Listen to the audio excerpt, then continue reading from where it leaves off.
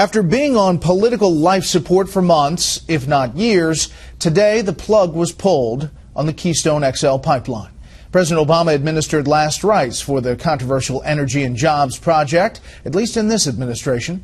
Correspondent Kevin Corke has the story from the White House tonight.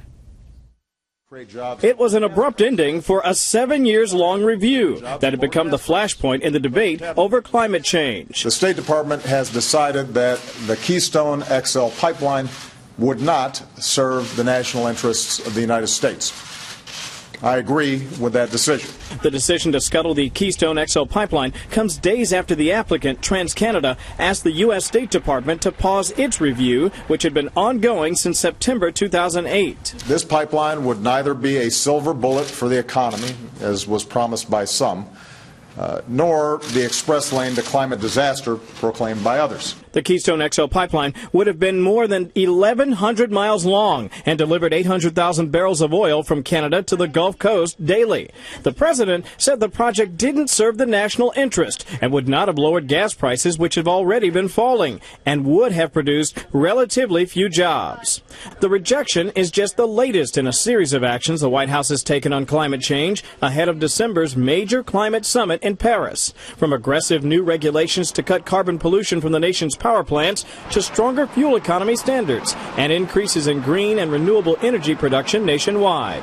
But on Capitol Hill, some critics accuse the president of choosing politics over people. House Speaker Paul Ryan said, quote, "This decision isn't surprising, but it is sickening," saying of the president, he's rejecting the will of the American people and a bipartisan majority of the Congress. In a statement, TransCanada, the company behind the effort, said today's rejection was proof that rhetoric won out over reason, calling it a damaging blow to jobs, the economy, and the environment on both sides of the border.